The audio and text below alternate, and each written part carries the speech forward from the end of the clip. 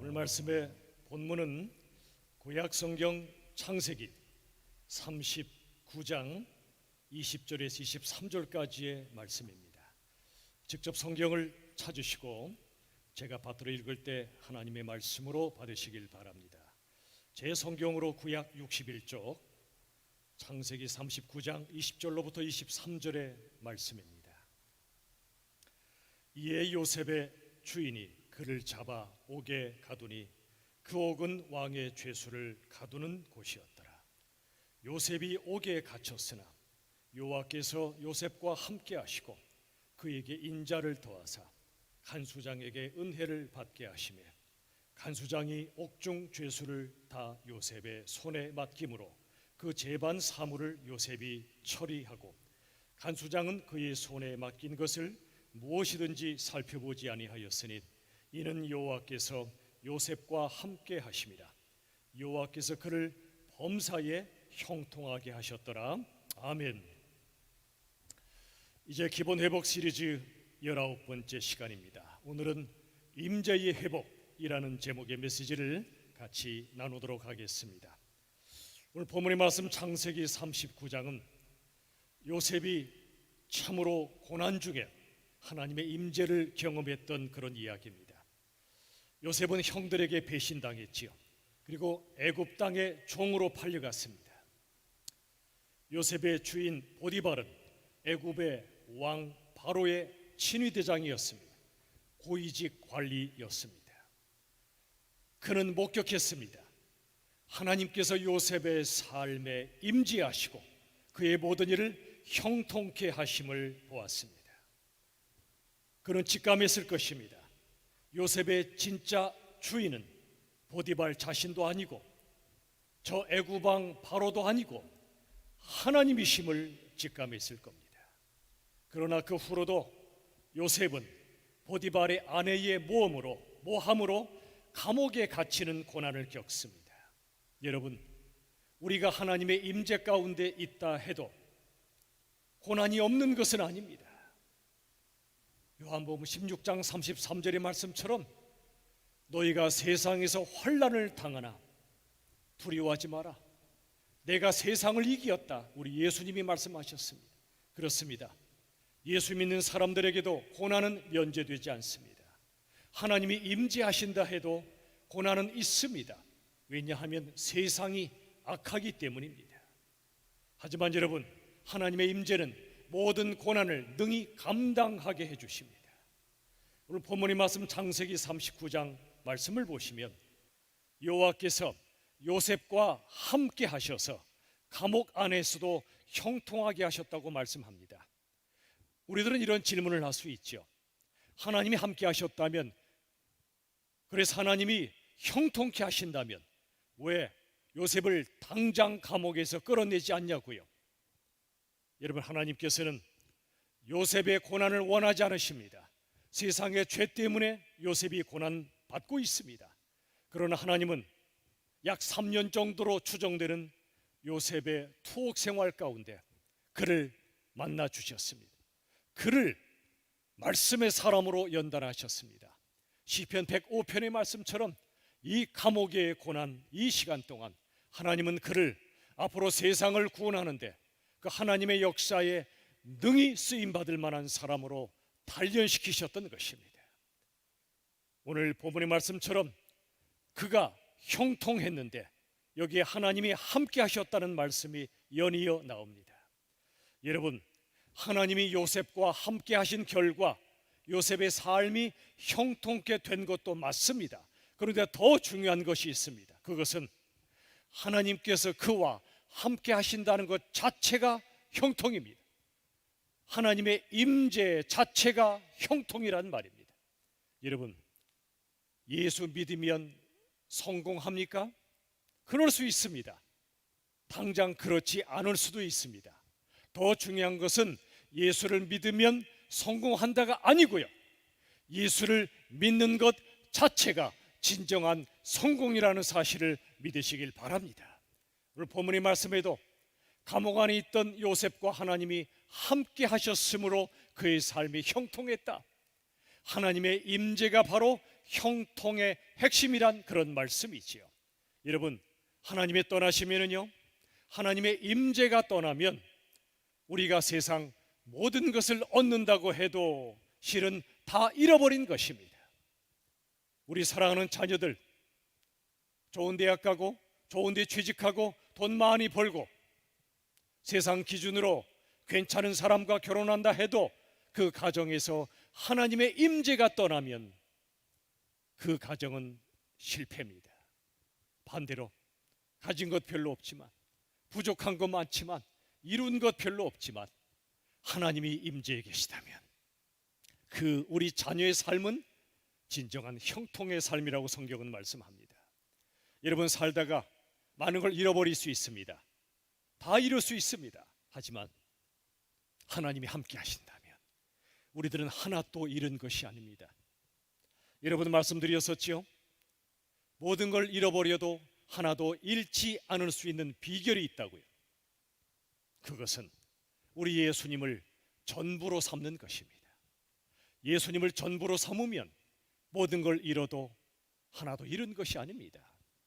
하나님의 임재는 우리 인생의 전부란 말입니다. 여러분, 신구약 성경은 하나님의 임재의 역사입니다. 에덴 동산은 하나님께서 충만하게 임재하신 기쁨의 땅이었습니다.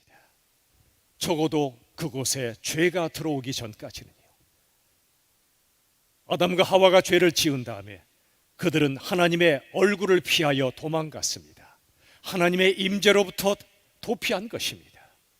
그 후에 그들의 삶은 힐낙원의 삶이었습니다. 낙원을 잃어버린 삶, 즉 하나님의 임재를 떠난 삶은 더 이상 낙원이 아닙니다. 세월이 지납니다. 이스라엘 백성들이 애굽 땅의 종이 됩니다. 하나님은 그들을 해방시키십니다. 출애굽의 은혜를 주시고 40년 광야의 길을 걷게 하십니다. 광야 한가운데 그들이 텐트를 친 장막 한가운데 하나님은 성막을 세우라 하십니다. 이 성막은 하나님의 임재의 상징입니다. 또 세월이 지납니다. 솔로몬 왕을 통해 성전을 지켜야 하십니다. 성전도 하나님의 임재와 통치의 상징입니다. 성전 안에 지성소가 있습니다. 지성소는 거룩하신 하나님께서 임재하시고 죄인들을 속죄하시는 은혜의 장소입니다. 하나님이 영광으로 임재하신 곳이 바로 성전이란 말입니다. 그들은 광야길을 걸어갑니다. 광야길에서 그들이 승리한 것은 그들이 가진 그 무엇 때문이 아닙니다. 그들의 소유나 어떤 다른 이유가 아니라 오직 하나님의 임재 때문에 그들은 광야길을 승리할 수 있었습니다. 여러분, 야곱 그의 삶은 광야길 인생이었습니다. 형과의 갈등으로 집을 떠났지요. 그때 하나님께서는 루스라고 하는 곳에서 그를 만나 주십니다. 그가 깨닫습니다. 이렇게 고백합니다. 여호와 하나님께서 나와 함께 계신 것을 내가 몰랐다. 여호와께서 바로 여기에 계신 것을 내가 알지 못했다. 그는 이 땅에서 하나님의 임재를 체험했습니다. 그 땅의 이름이 바뀌었습니다. 루스가 아니라 베델로 바뀝니다. 베델은 하나님의 집이란 뜻입니다. 성전입니다. 하나님의 임재의 장소란 뜻입니다. 그 후로 그의 삶에 수많은 고난이 있었지만, 집안에 아픈 뼈아픈 고통이 있었지만 그는 그때마다 베델로 올라갑니다. 장소가 중요한 것이 아닙니다. 하나님의 임재로 다시 한번 나아가는 것입니다. 여러분, 인간이 죄를 지었을 때, 하나님의 임재가 떠났을 때 모든 것은 무너졌지만 다시 그 임재를 회복할 때 우리 하나님의 백성들은 모든 삶을 회복하게 됩니다. 출애굽기 32장에는 참으로 안타까운 일이 벌어집니다. 하나님의 백성들이 모세를 더 이상 기다리지 못한 채 금송아지 우상을 숭배했습니다. 출애굽기 33장엔 이런 말씀이 나오죠. 하나님께서 모세에게 말씀하십니다. 내가 너희에게 약속한 땅을 주겠다. 하나님은 신실하시기 때문에 약속을 지키십니다. 그러나 그 땅에 나는 함께 갈 수 없다고 말씀하셨습니다. 땅은 주셔도 임재는 거두시겠다는 겁니다. 이것은 축복이 아닙니다. 하나님의 임재가 떠난 그 땅은 더 이상 하나님의 나라가 아닙니다. 그러자 화들짝 놀란 모세가 하나님께 간곡히 아뢰입니다. 하나님이 그 땅에 함께 가지 않으신다면, 하나님의 임재를 그 땅에서 거두신다면 차라리 우리로 하여금 그 땅에 들어가지 못하게 해주셔야 됩니다. 하나님의 임재가 없는 축복은 축복이 아닙니다. 모세의 진정한 신앙 고백을 하나님이 들으셨고, 알았다, 내가 그 땅에 함께 가마 임재를 거두지 않으마 내가 너를 편케 하마. 하나님이 모세를 위로해 주십니다. 사랑하는 여러분, 하나님의 임재가 사라진 땅은 우리 인생의 목적지가 될 수 없습니다. 그들은 40년 광야길에서 저 약속의 땅 가나안을 목표로 삼았습니다. 그러나 그 땅이 목표는 될지언정 인생의 목적은 될 수 없습니다. 여러분, 사시다가 너무 힘들면 하나님, 제게 몇 평짜리 아파트 하나 주시면 감사하겠습니다. 인생의 목표를 삼죠. 열심히 저축합니다. 다 좋은 일입니다. 드디어 하나님께서 집을 주실 때 얼마나 감사합니까? 그러나 집은 인생의 목표는 될 수 있을지 몰라도 인생의 참된 목적은 될 수 없습니다. 우리 삶의 이유가 될 수 없단 말입니다. 마찬가지로 가나안 땅도 그들에게 목표는 됐지만 인생의 최종 목적지는 되지 못합니다. 모세, 그토록 고생했지만, 영적인 지도자였지만 약속의 땅에 못 들어갔습니다. 물론 성경은 기록하기를 그가 물이 바란 곳에서 반석을 명하여 물을 내야 함에도 순간 화가 나서 온유함을 잃어버리고 반석을 쳤습니다. 그의 분노와 그의 혈기로 인하여 하나님의 거룩하심과 영광이 드러나지 못했던 그 죄로 인해 하나님이 그를 책망하신 것입니다. 그러나 여러분, 모세가 가나안 땅에 못 들어간 것이 그 이유 때문일까요? 그렇지 않습니다. 모세는 나중에 영광의 모습으로 나타납니다. 우리 예수님과 더불어 또 우리가 천국에 갈 때 그런 영광의 모습으로 우리가 만날 것입니다. 그렇다면 모세가 약속의 땅에 못 들어간 건 무슨 뜻일까요? 그것은 출애굽 때나 광야 길에서나 심지어 모세가 마지막으로 머물렀던 느보산, 저 가나안 땅이 눈앞에 보이는 바로 그 느보산과 그 자리에도 하나님은 임재하셨고, 바로 그 자리에서 그는 하나님의 임재 가운데 살다 죽었습니다. 그렇다면 여러분, 우리에게 주시는 진리가 무엇일까요? 우리 다 함께 고백하시도록 하겠습니다. 저를 따라합시다. 주님 계신 곳이 목적지이다. 눈에 보이는 가나안 땅이 최종 목적지가 아닙니다. 그 땅에 들어가도 하나님의 임재가 떠나면 인생의 목적지가 되지 못합니다. 모세처럼 그 땅에 몸은 들어가지 못했지만 인생의 마지막 시간에 우리 주님의 임재가 있었기 때문에 바로 그 자리가 목적지가 된 것입니다.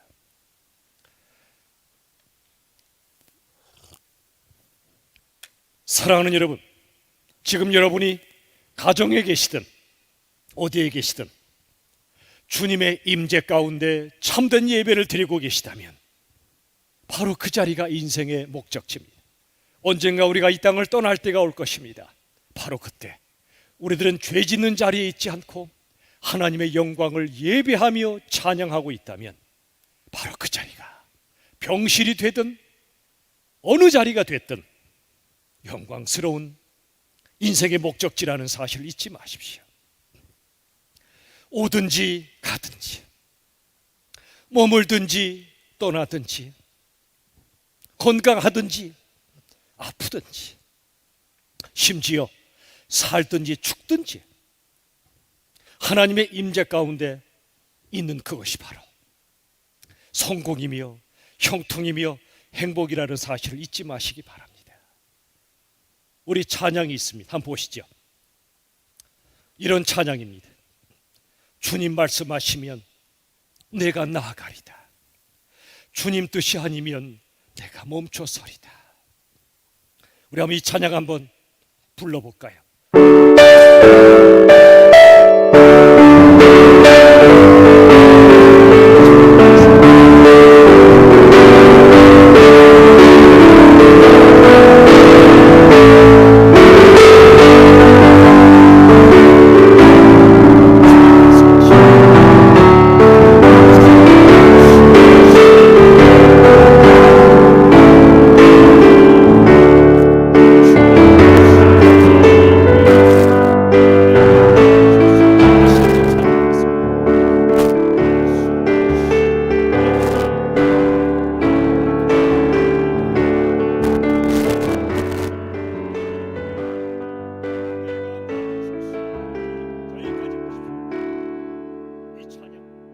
주님께서 가라 하시면 나아가는 것입니다.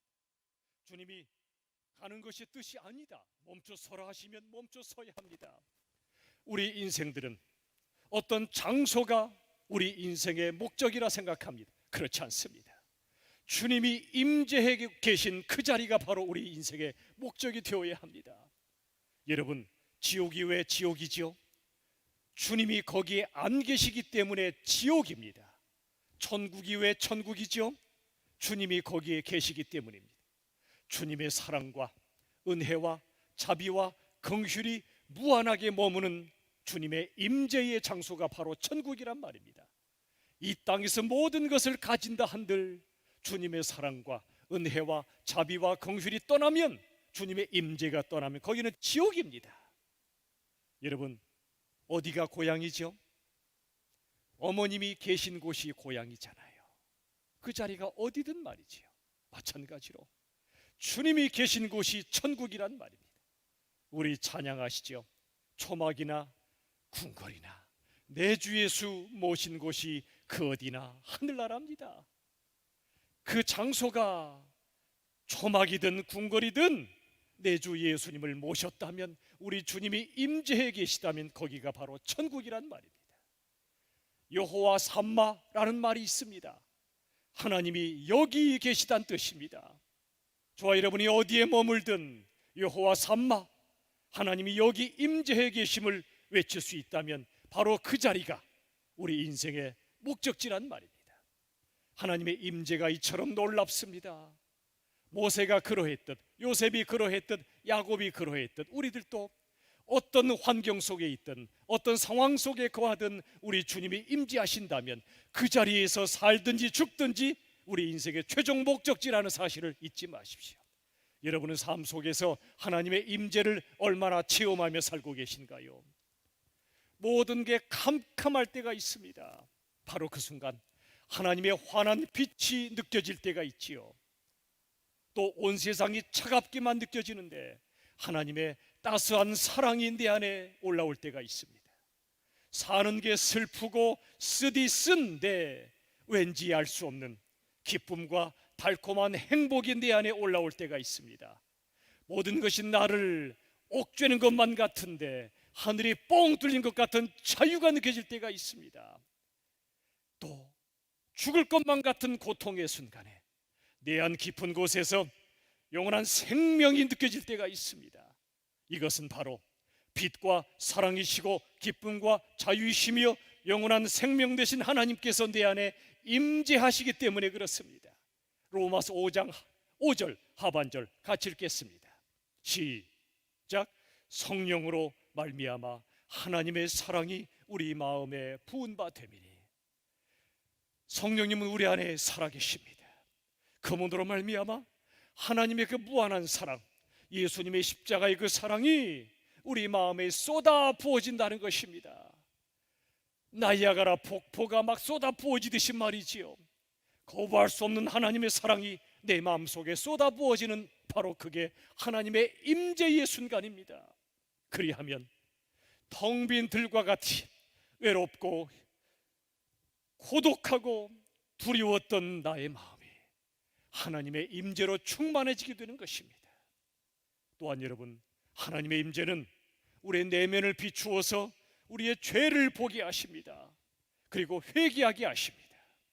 하나님의 임재가 없을 때는 내 죄를 뭉개며 삽니다. 그런데 하나님이 빛으로 임재하시면, 말씀으로 임재하시면 내 안에 죄가 보이기 시작합니다. 너무나 끔찍한 걸 느끼게 됩니다. 그리고 하나님 앞에 회개하게 됩니다. 이사야 6장 5절, 이사야 선지자는 이렇게 고백합니다. 화로다 나여 망하게 되었도다. 나는 입술이 부정한 사람이요 만군의 여호와이신 왕을 베었음이로다.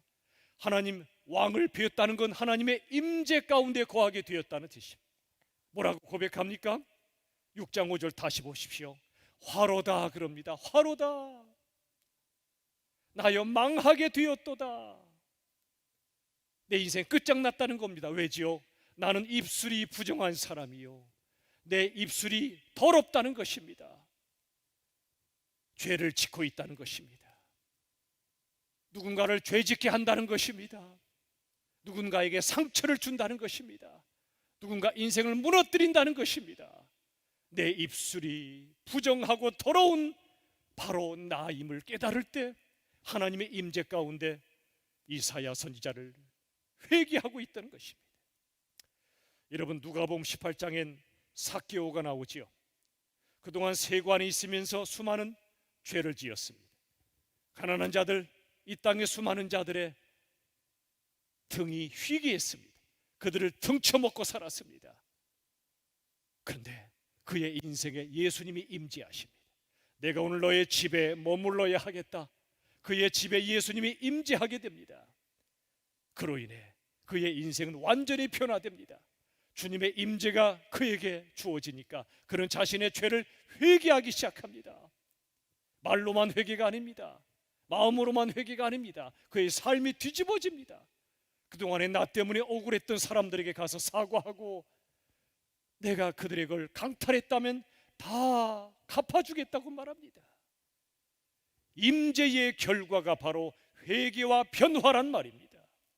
사랑하는 여러분, 저와 여러분은 매일의 삶 속에 나의 죄를 얼마나 회개하며 살고 있나요? 회개가 없이 산다면 하나님의 임재가 떠났는지도 모릅니다. 하나님의 임재가 우리 가운데 있다면, 말씀의 빛이 나를 비추신다면 우리들은 매일 매순간 나의 입술과 나의 생각과 나의 행동과 나의 삶으로 인하여 하나님과 사람 앞에 얼마나 내가 죄인인가를 회개할 수밖에 없습니다. 하나님의 임재의 증거는 회개란 말입니다. 오래전 제가 합동신학대학원대학교에 다닐 때 합신을 창립하셨던 박유선 목사님의 묘지 옆에서 기도회 동지들과 함께 기도하곤 했습니다. 어느 날 함께 기도하는데 하나님의 영광의 빛이 제 마음을 비추시는 것입니다. 그 순간 참담한 제 안의 죄가 적나라하게 드러나는 것입니다. 교만과 욕심과 거짓됨과 미워함과 믿음 없음과 온갖 끔찍한 죄들이 제 안에 가득함을 보았습니다. 그때가 밤이었기 때문에 하늘도 깜깜했지만 그 하늘엔 별이 떠 있었습니다.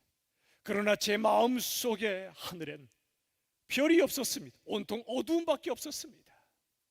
너무 참담하여 통곡하며 기도합니다. 함께 기도하던 동지들이 깜짝 놀라서 묻습니다. 그때 제가 전도사였습니다. 이 전도사 왜 그래? 무슨 일이 있어? 왜 그래? 저는 더 이상 말할 수가 없었습니다. 남들이 모르는 제 안에 참담한 죄를 보았기 때문에 그렇습니다. 거룩하신 하나님 앞에 제가 설 수 없고 목회도 할 수 없는 자임을 깨달았기 때문에 그저 통곡할 수밖에 없었습니다. 같이 기도하던 시간이 끝났지만 잠을 잘 수가 없었습니다. 예배당에 홀로 조용하게 가서 밤새도록 회개하며 기도했습니다. 어느 사이에 동이 터오더라고요. 환한 아침 햇살이 창문을 통해 저를 비출 때 마치 야복강에서 야곱에게 하나님이 분이엘의 아침 햇살, 그 햇살을 비추어 주셨듯이 제 몸과 제 마음 속에 하나님의 영광의 빛이 임하는 걸 느낄 수가 있었습니다. 통쾌했습니다. 아팠지만 너무도 기뻤습니다. 하나님의 임재를 밤새도록 체험했던 그날을 저는 지금도 어제의 일처럼 생생하게 기억합니다. 저는 베드로전서 1장 8절의 말씀을 볼 때마다 그날이 떠오릅니다. 우리 같이 한번 읽어보겠습니다. 시작. 예수를 믿고 말할 수 없는 영광스러운 즐거움으로 기뻐하니. 여러분, 예수 믿으십니까? 예수를 믿는다면 이 말씀처럼 말할 수 없는 영광스러운 즐거움으로 기뻐해야 마땅합니다. 이 기쁨은 십자가를 통과한 기쁨입니다.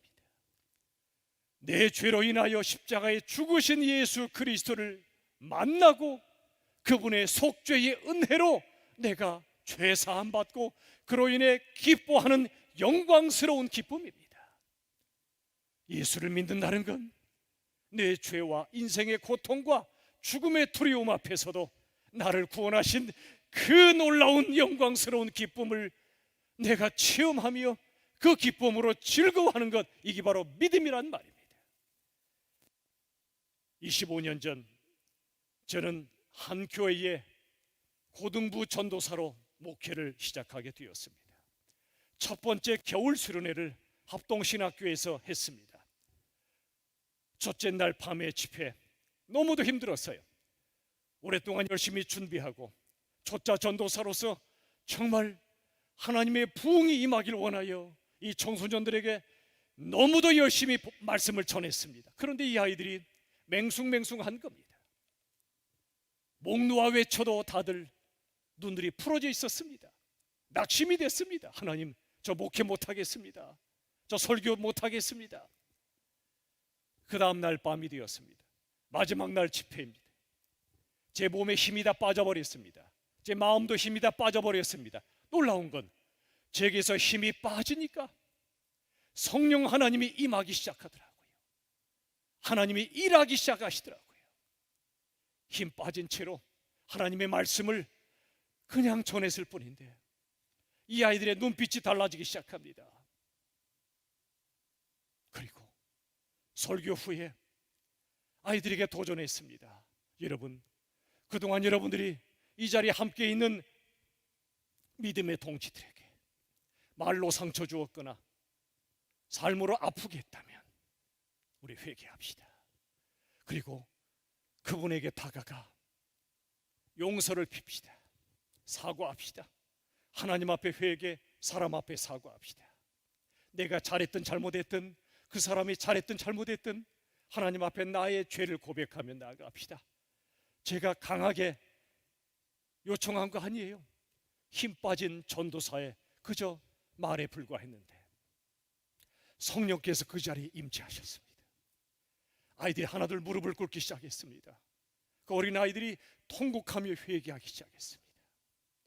그리고 한 아이가 일어나서 내가 아프게 했던 또 다른 아이에게 다가가 무릎을 꿇고 참회하며 기도하기 시작합니다.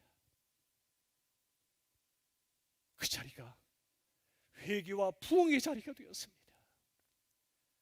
예배 후에 위에서 세족식이 준비되고 있어서 청년 간사들이 아무리 기다려도 올라오질 않으니까 한 사람이 내려왔습니다. 그가 이렇게 외쳤습니다. 불 내렸다! 불 내렸다! 그 자리에 성령의 불이 내렸음을 그가 본 것이에요. 10분 정도의 기도회가 예정되어 있었는데 프로그램상 1시간 이상을 다 함께 눈물로 기도하며 회개했습니다. 그 어린 아이들이 말이지요.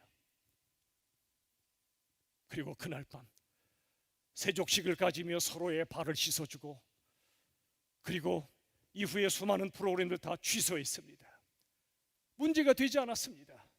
평소 같으면 빨리 차, 내일 오전 예배 졸지 않으면 빨리 차, 그게 마땅한 일인데 그날은 그럴 수가 없었어요. 아이들이 벤치에 앉아 딱딱한 계단에 앉아 으르렁대고 싸웠던 아이들이 어깨동무하며 기뻐하고 기도하고 찬양하며 천국의 시간을 아이들이 보냈습니다. 하나님 앞에 감사의 기도를 올려드렸습니다. 하나님, 설교도 목회도 제가 하는 것이 아님을 깨닫게 하셨습니다.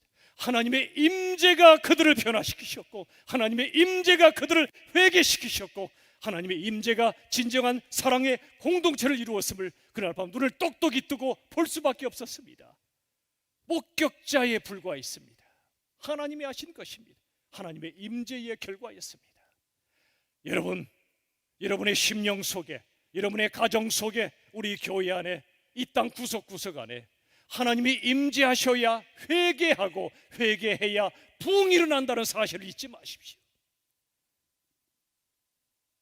그날 밤 임재의 결과가 천국이었듯이 하나님의 사람들은 하나님의 임재를 사모하고 그리고 천국을 누리게 됩니다. 누가복음 2장엔 시몬이라는 사람이 나옵니다. 그는 이제 죽을 날이 멀지 않은 사람이었습니다. 그런데 그토록 기다리고 기다리던 메시아가 아기 예수의 모습으로 드디어 이 땅에 오셨음을 그가 보게 됩니다. 그리고 감격으로 이렇게 고백했습니다. 주님, 이 종은 이제 세상을 평안히 떠날 수 있게 되었습니다. 무슨 고백이지요? 이런 겁니다. 이제 예수님 만났으니 당장 죽어도 괜찮다는 겁니다. 여러분 어떻습니까? 예수님 만났으니 당장 죽어도 괜찮습니까? 그 고백이 터져나오는 사람만이 구원받은 사람입니다. 그게 바로 믿음이에요. 그게 바로 복음이란 말입니다. 내 삶의 환경이 어떠하든, 내가 어떤 아픔 속에 있든 이제 예수님 만났으니 당장 죽어도 좋습니다. 예수님과 함께라면 살아도 좋고 죽어도 좋다는 뜻입니다. 사나 죽으나 나는 주님의 것이기 때문에 그렇습니다. 사랑하는 여러분, 지금 이 시간 하나님께서 저와 여러분에게 딱 하나만 구하라고 하신다면 뭘 구하시겠습니까? 뭘 구하시겠습니까? 돈입니까? 명예입니까? 건강입니까? 딱 하나만 구하시라면 부디 하나님의 임재를 구하시길 바랍니다. 하나님의 임재를 구하십시오. 우리가 어떤 인생을 살든 어떤 길을 걷든 어디에 있든 그 자리에 하나님이 임재하시면 끝납니다. 그게 전부입니다. 그 자리가 거룩한 땅이 됩니다. 우리 영혼 속에, 우리의 가정 안에, 우리 열린 비전 교회, 아직 이 강당에 모여 예배드리진 못하지만 하나님이 임재하시면, 우리의 가정 속에 저 명일 조소 예배 때 하나님이 임재하시면 그 자리는 거룩한 성전이 되고 우리의 심령도 거룩한 성전이 될 것이며 어떤 고난 속에도 우리는 승리하게 될 줄로 믿습니다. 1990년 11월 16일 사이판을 향하던 비행기에 기장과 165명의 승객들이 탑승하고 있었습니다. 사이판엔 장대비가 내리고 있었습니다. 착륙 15분 전 하이드롤릭, 이것이 새고 있다는 보고가 기장에게 올라왔습니다. 하이드롤릭은 비행기의 바퀴를 자동으로 올리고 내리는데 꼭 필요한 것입니다. 이젠 수동으로 조작해야 됩니다. 그런데 아무리 애써보고 용을 써봐도 꼼짝도 하지 않는 것입니다. 전기마저 나갔습니다. 비행기는 암흑천지가 되었습니다. 승객들은 비명을 지릅니다. 이제 바퀴가 내려오지 않으면 비상 착륙을 해야 되는데 너무도 위험합니다. 기장은 조종관을 부기장에게 맡긴 채 피를 말리는 기도를 시작했습니다. 그는 예수 믿는 사람이었습니다. 하나님 살려주십시오. 하나님 도와주십시오. 우리 수많은 승객들을 살려달라고. 갑자기 기장의 몸이 하늘로 붕 뜨는 것 같은 느낌이 오더니 세미한 음성이 들려왔습니다. 이사야서 41장 10절의 말씀이었습니다. 두려워하지 말라, 내가 너와 함께함이니라. 두려워하지 말라, 내가 너와 함께함이니라. 하나님의 음성을 들었던 기장은 수동 착륙 장치를 다시 한번 돌려보라고 명령합니다. 그렇게 안 돌아가던 핸들이 휑하고 돌아가기 시작합니다. 바퀴가 내려오기 시작했습니다. 기장은 드디어 방송으로 외칩니다. 승객 여러분, 모든 바퀴가 드디어 정상적으로 내려왔습니다. 오늘 이 비행기에 하나님이 함께 하셨습니다. 하나님은 살아계십니다, 여러분. 그러자 기내에서는 우리 같은 박수 소리가 터져나오고 서로 부둥켜 안고 살았다 살았다, 하나님 감사합니다, 하나님 살아계십니다, 눈물을 흘리며 고백했다고 합니다. 예수를 절대로 믿지 않겠다고 했던 부기장은 그날부로 생생한 하나님의 임재를 체험한 이후로 예수를 믿을 뿐 아니라 목사가 되어서 복음을 전했다고 합니다. 기장의 이름은 신일덕 장로님이십니다. 그 뒤로 항공 선교사로 섬겨오셨습니다. 사랑하는 여러분, 역대하 20장 17절의 말씀을 우리 다 같이 한번 고백하겠습니다. 힘차게 고백합시다. 시작. 너희와 함께한 여호와가 구원하는 것을 보라. 다시 한번 시작. 너희와 함께한 여호와가 구원하는 것을 보라. 하나님의 임재하심이 있으면 우리들은 어떤 상황 가운데도 구원받을 뿐 아니라 영생 천국을 누리게 될 줄로 믿으시길 바랍니다. 말씀을 맺겠습니다. 요즘 발견한 찬양 중에 소원이란 찬양이 있습니다. 이러한 가사입니다. 들어보십시오. 주의 임재를 갈망합니다. 주 사랑 안에 머물며 노래합니다. 내 평생의 한 가지 소원, 주의 아름다우심 바라보며 노래합니다. 이 가사의 핵심은 우리가 진정으로 갈망할 건 바로 주님의 임재라는 사실입니다. 주님의 사랑 가운데 머물며 찬양하기를 원하는 것입니다.